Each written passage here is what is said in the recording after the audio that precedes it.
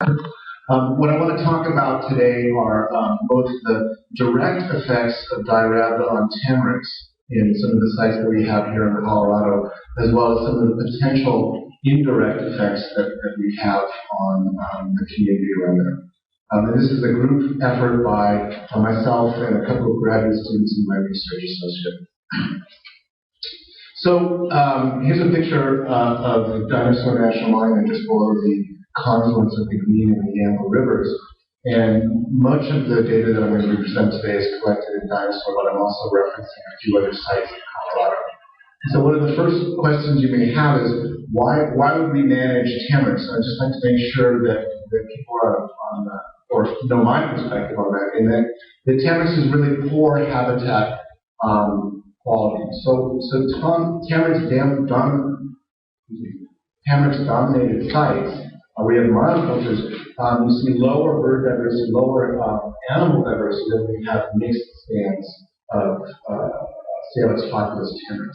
And Tamarix is also more flammable than other vegetation and works as poor quality habitat.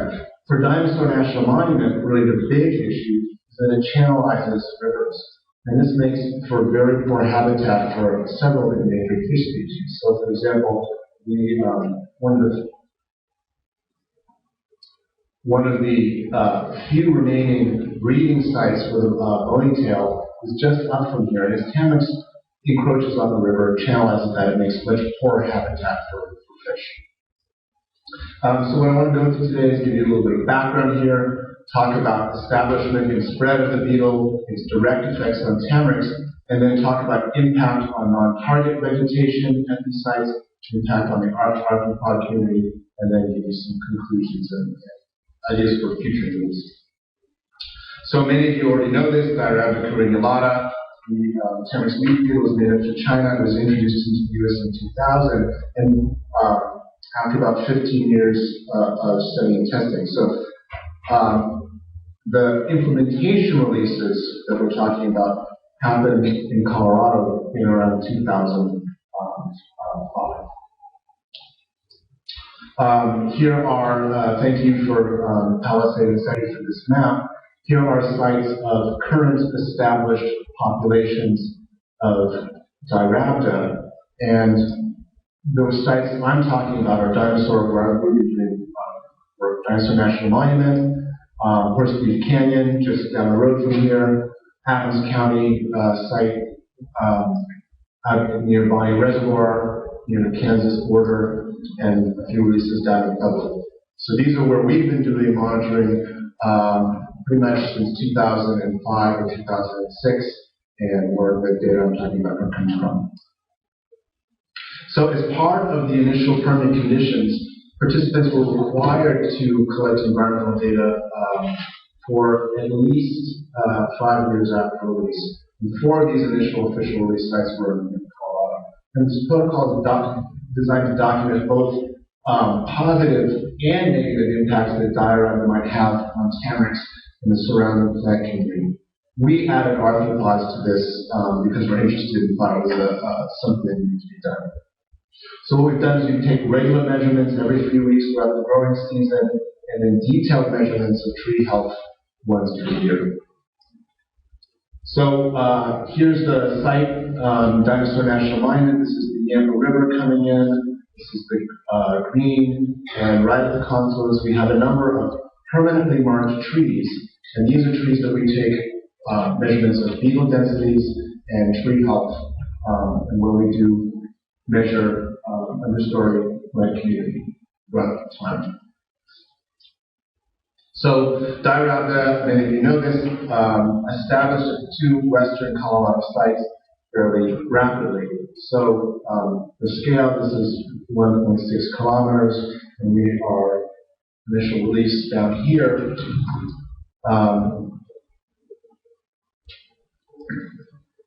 In 2006, we recovered, when we did the releases, we recovered beetles on a few of our trees.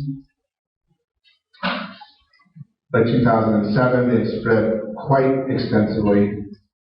And then by 2008, we saw many defoliated trees throughout the entire monument. So very, very rapid spread in western Colorado. However, in eastern Colorado, we really did not see establishment, persistence for multiple seasons until this last year. So I'm comparing essentially sites where Diorhabda is established and spread and does very well versus sites that do not. So over here, Adams County, in spite of multiple releases, never really persisted beyond a generation or two. Bonnie Reservoir, we would see larvae in 1 year, but never overwintered. And Pueblo, for the releases that we did, they did not persist. But here on the west side, we do see dramatic impacts. This is Dinosaur National Monument.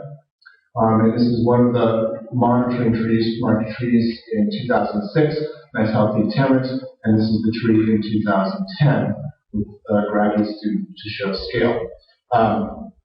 All of this here is foliage that is falling off the tree, and this is interesting here. This what looks to be like the green Tamarix left. That's not Tamarix, that's Chrysothemis, that's rabbit brush that you can't see in this shot because it's buried in there but it's growing.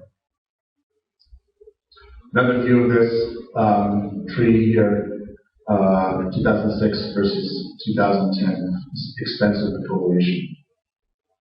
So what we do to quantify this is for each of these marked trees on the site, we look at the tree condition, live, dead, flower, for every visit, and we also measure Diorhabda densities, number per centimeter of foliage, take a measurement of foliage and count the number of adults and larvae there, and then we measure the tree volume, right, in the height and the maximum width and the width at 90 degrees from that once per year at the end of June.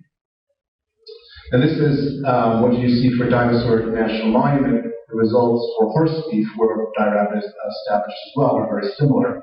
That if you divide the tree up into dead versus dying versus healthy foliage, looking through time from 2006 through 2010, each graph is throughout the season, but you can see that we're essentially increasing the amount of dead, and I put dead in quotes because we don't really know for sure that it's never going to come back, but dead Tamarix through time. And over the course of these 5 years, tree size, the amount of live canopy that's left, is reduced by about 50% on average at the dinosaur site, and by about 20 to 30% at the horse beef site.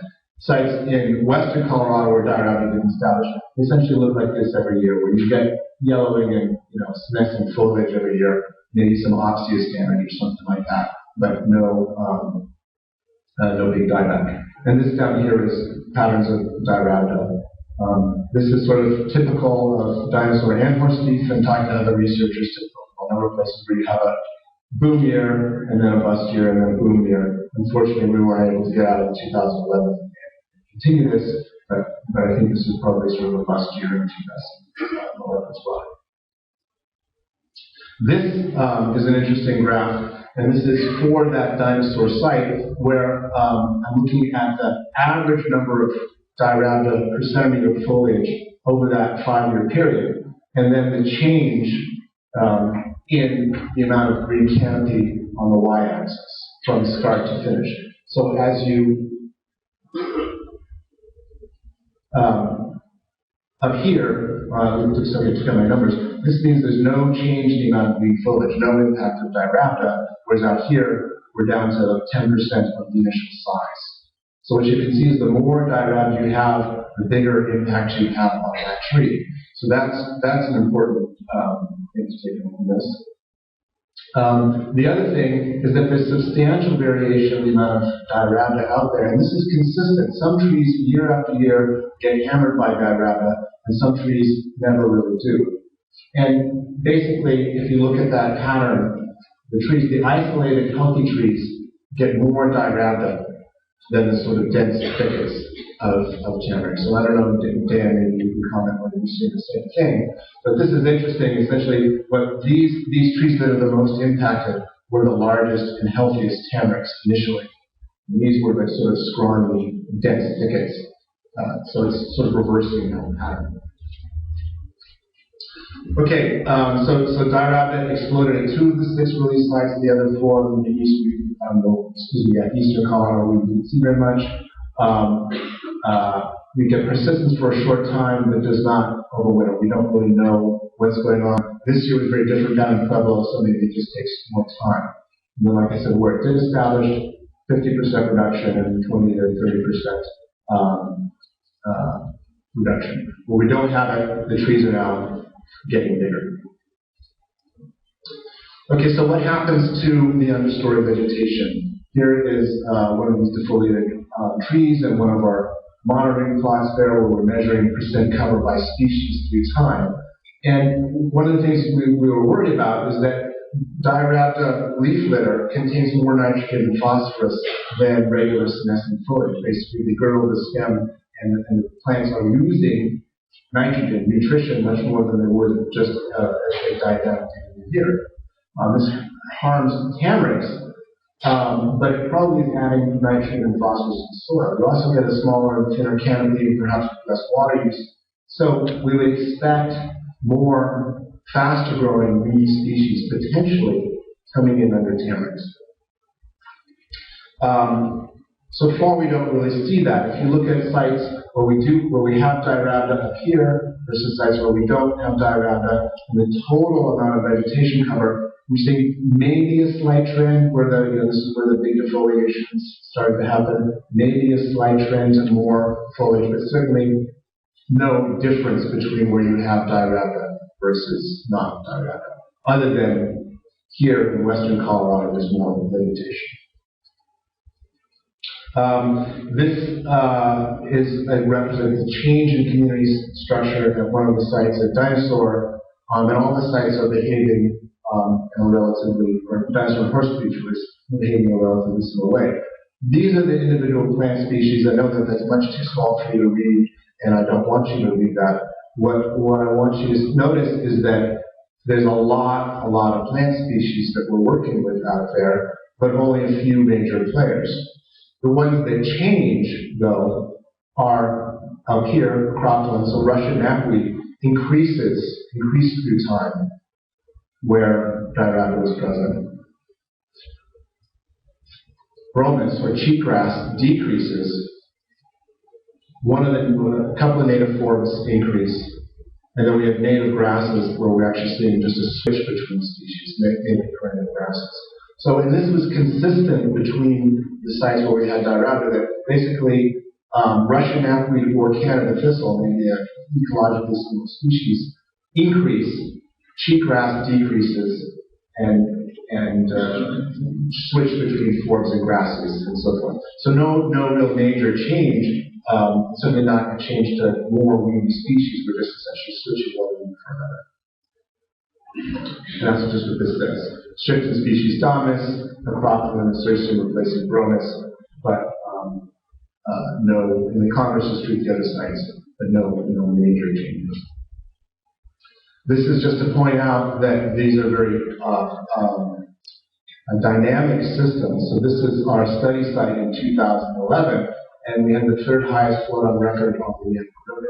And we had either a foot or two of erosion of sand and silt from the site, or a foot or two of deposition, depending on where we were. And percent cover when we went out there in 2011 was 0 across all of the plots. And here's another picture. This is one of our study trees, and we have about a 2-foot pile of silt at its base now burying our plots. And if Tamara were here, she would want me to remind you that this is the way it's supposed to work, right? These are dynamic systems, and we probably, when we have normal flows, historic flows, we probably shouldn't worry too much about the forbs and the grasses and the weedy spots, because every 5 to 10 years or something, we're probably going to go out again.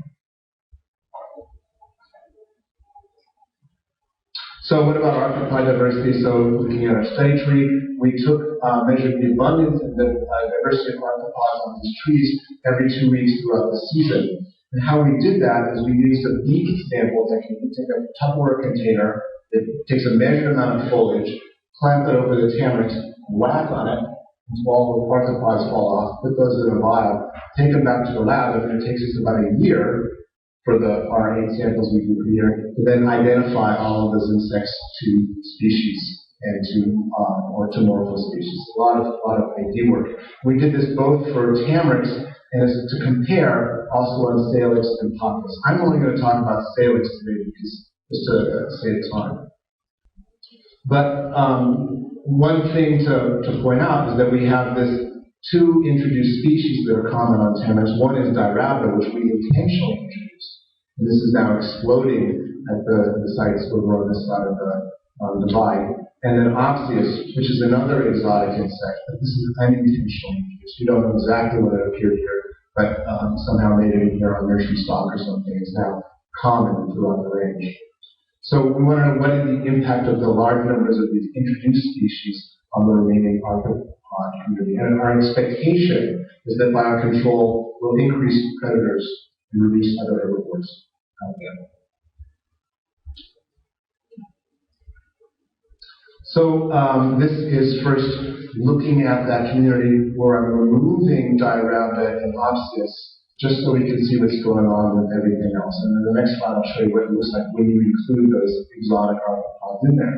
And these are sites where Diorhabda is not established, not present, and these are the sites over here where it is. And what you can see for herbivores in green, or omnivores and ants in this sort of pale purple and blue for predators, is that there's we're dominated by herbivores, but if you compare the abundance of predators, Salix to Tamarix, or Salix to Tamarix, there's less predatory insects where we have Diorhabda established, much to my surprise. And we don't seem to see a huge food web effect going on here. We also don't seem to see a big decline in the number of herbivores. Now, one of the flaws of this particular design, where we're comparing these with Diorhabda, without Diorhabda sites, we don't really know whether this higher number of predators over here is why we don't have Diorhabda. It could be that predators drive Diorhabda rather than Diorhabda is driving predators. If you look at this with Opsius in yellow and Diorhabda, you can see that overall arthropod abundance now on Tamarix completely overwhelms what's going on. That particularly these two exotic species greatly enhance the total number of arthropods which are finding on Tamarix. Okay, so what about diversity? So that's just abundance. And diversity, we might want to know, right, how many different species are out there, how even is the community, and questions like that. So if you look at sites without Diorhabda, what this is the number of samples. So you take the total number of samples, and you then add up how many species you would find if you had taken 50 samples, or 150, or 200 samples. And what happens with this sort of, it's called a rarefaction curve, is that as these curves move this direction, you're increasing diversity. You're finding more species with fewer numbers of samples. So in red, we have Tamarix, and in blue, willow. And what you can see for two of the sites where we have multiple years of data, without Diorhabda, the Salix is either much more diverse than Tamarix, which is what we would expect, or roughly the same. Where Diorhabda established, we see, surprising to me, an increase in the total number of, in the total diversity, the total number of species that you're finding across all taxa, that significantly more here, and more, but not significantly so, at this site. This is horse beef, and this is dinosaur. So that Diorhabda, the presence of Diorhabda, if it's doing much of anything, it's actually increasing the diversity that you find out there on Tamarix. So effects on arthropods, no real evidence that Diorhabda is reducing herbivore abundance. It's probably increasing. It's probably a food subsidy for a lot of things out there. No evidence for increased predation or spillover effect on anything showing that, and that no evidence that Diorhabda is decreasing sample level diversity or richness on these plants. So then, in summary, where Diorhabda is established, we've seen dramatic impact on Tamarix performance. But the beetle is only established, I think this is probably still true all over Colorado, only about 50% of the places where we try to get it to establish have we actually been able to do that.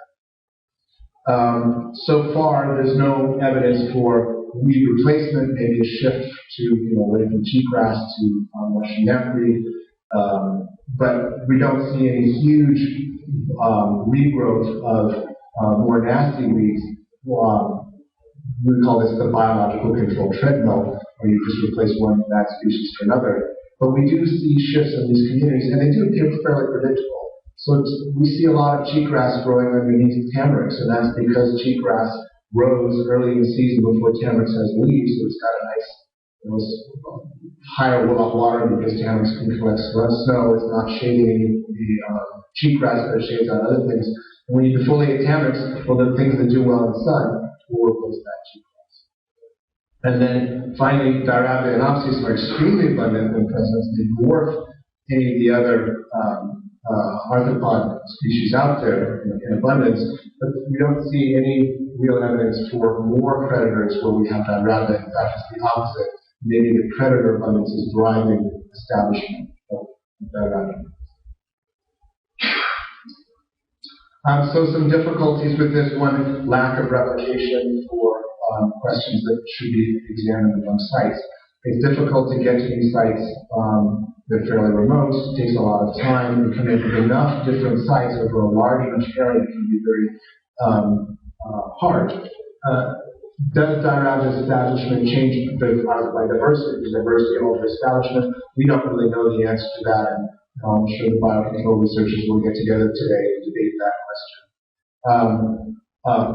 One of the difficulties is rapid region-wide establishment of Diorhabda has really prevented us from coming up with reasonable control sites. My expectation when we started this was that we would have controls within any given release. We would release, and Diorhabda would move very slowly, and then we would have sites where we establish it versus adjacent sites where it hasn't, and that doesn't work. We can compare western Colorado and eastern Colorado. We can't really compare within western Colorado so much. And then finally, this data set is still short term. This is only 3 years post-defoliation, and we really need longer term data to do this. But that's been a challenge. It's been a challenge for a few reasons. So here are the sites that I've worked at, and Bonnie Reservoir, we lost that a couple of years ago to the release site being turned into a hunting trail. It was mowed. Adams County was herbicided in 2007 and then bulldozed in 2008. So not much point in doing long-term vegetation monitoring there. The city of Pueblo we released in 2008, and then they mowed all the plots the next year. So there was no point in spending a lot of time there. So to be honest, the feds have done a much nicer job. Dinosaur and Horsey, those are still intact sites. But one of the big frustrations is that as of 2011, the primary funding agency for this APHIS, they're really not interested in these data anymore. And we probably don't know why that is, but basically, my take on it, no one's told me this, but my take on it is that the lawyers back in DC have decided that no news is better than any news, whatever that news may be. So essentially, I have no way to continue this research at this time, which I think is kind of sad because I think longer term data, multiple years, a decade out, would be really good. Fortunately, our trees are still marked, our plots are still permanently marked. So if 5 years from now somebody wants to come back and look at this, we'll be able to go back, but we won't have that continuous time. So I'd like to stop right there and thank a small army of undergrads and lab assistants who helped in funding from Dinosaur and BLM and APHIS, State Colorado State. Thanks a lot. I'm happy to take any questions.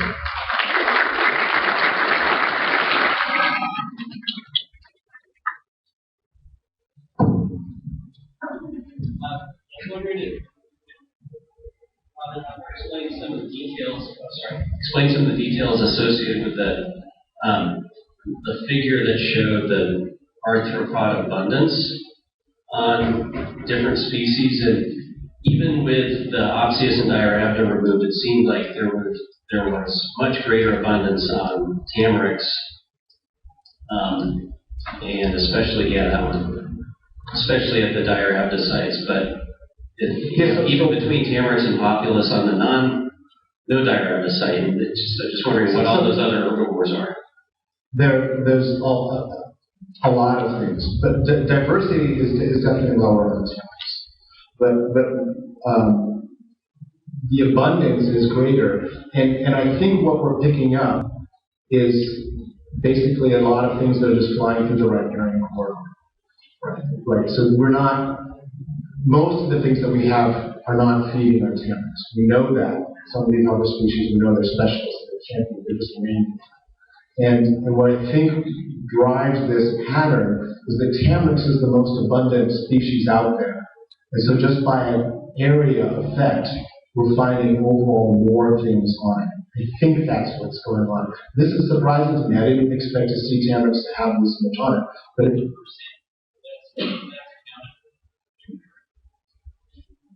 you're right. You're right. So there's just, particularly here in western Colorado, there's more stuff out there. Andrew, were those flowering? They're flowering, but we're not sampling the flowering portion of Tamarix. We wanted to keep it somewhat common, similar to Populus and willow, which didn't have that florals. Just a couple of things. One is, I can't remember if you mentioned this, but to me this looks like host switching. That is, the reason why you have so many herbivores on Diorhabda infested trees is that the predators have switched to Diorhabda, which is released for the other herbivores. Could be one possibility of why you would have more herbivores on when Diorhabda is present, because. So more Diorhabda, I mean more herbivores when Diorhabda is present because the predators are eating Diorhabda. Yes. What do you think? There's more herbivores on Tamarix when we don't have Diorhabda. Maybe not significantly so. So I mean, figure out. It's a great hypothesis. But it's not significant. You can see that on the no Diorhabda, there's no significant difference between Salix and Tamarix, right? Mm-hmm. Yeah, the bar's higher, but the error bars show that there's no significant difference there. So a lot of it is we're altering the foliage quality of Tamarix. So Tamarix is a more diverse host with Diorhabda because you go from periods of the year where it's green to periods of the year where it's decaying matter, and herbivores, some of these are feeding on decaying matter, not just live. So that could be part of it too. Yeah, and as you know, Stephanie Strudley's work found a time delay in arthropod response. She was just looking at the floor, of course, but she did see an increase in predators associated with Diorhabda, but there was a delay in being able to pick up that effect. So there might be some of that going on. And then the last question or comment I had was, in looking at the photographs where you have your meter square quadrat sampling under the canopy of the Tamarix, but of course when it's one tree, there's plenty of light there, right? So what I'm really interested in is when you have those thickets, and for the first time, light's coming in. Right. So that's where you're seeing the shift from cheatgrass to Russian. Okay. Those thickets. Out in the picture that I showed you, it's a nice one because you can see the tree in the bottom. If you're in the thicket, you can't. But there's no Russian knapweed out there in those big sunny areas. But you do see that shifting from cheatgrass to Russian knapweed in these things. Sorry. They cut us off, but Andrew's going to be around today to answer more questions. So thank you, Anna, for bringing up those questions.